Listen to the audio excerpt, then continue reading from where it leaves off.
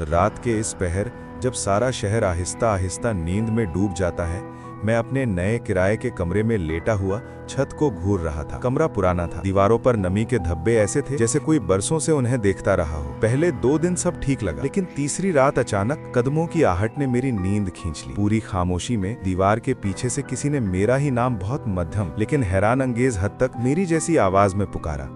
एयान। मैं जम कर रह गया। ये वो लहजा था जिसमें मैं खुद बोलता हूँ। मैंने खुद को समझाया कि शायद थकन है, शायद वहम है, मगर आवाज फिर आई, इस बार और साफ, जैसे कोई दीवार से अपना मुंह लगाकर बात कर रहा हो। सुन रहे हो ना? मेरा दिल धड़कने लगा। मैं आहिस्ता से दीवार के करीब गया। हवा बिल्कुल जामिद थी, मगर ऐसा लगा जैसे दूसरी तरफ कोई सांस रोक कर खड़ा हो। अगली रात खौफ और गहरा हो गया। ठीक 4 बजे फिर वही सरगोशी, मेरी ही आवाज लेकिन अजीब सी खींची हुई। दरवाजा खोलो, मुझे बाहर आना है। दरवाजा चरमराया। मैंने चौंक कर इर्द गिर्द देखा। इस तरफ तो कोई दरवाजा था ही नहीं, वहां तो सिर्फ दीवार थी, ठंडी, बेजान, मगर अंदर से कुछ हिलता हुआ महसूस हुआ। मैंने कान दीवार से लगाया तो दूसरी तरफ से हल्की सी ठक की आवाज आई, जैसे कोई जवाब में ठक ठक कर रहा हो। उसके फौरन बाद दीवार पर नाखून रगड़ने की अजीब करख्त आवाजें शुरू हो गई। अब मुझे यकीन हो गया था कि ये वहम नहीं था।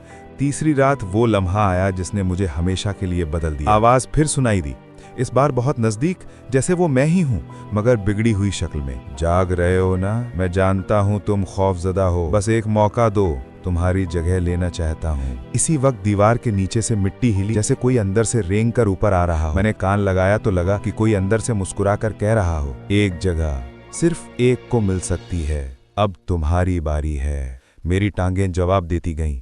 मैं कमरा छोड़कर भागा। सड़क पर आकर ही सांस सीधी हुई। सुबह की मध्यम रोशनी फैल रही थी, मगर मेरे कानों में अब भी वही आवाज गूंज रही थी, मेरी अपनी आवाज, या शायद मेरी जगह लेने के लिए पैदा हुआ कोई दूसरा मैं।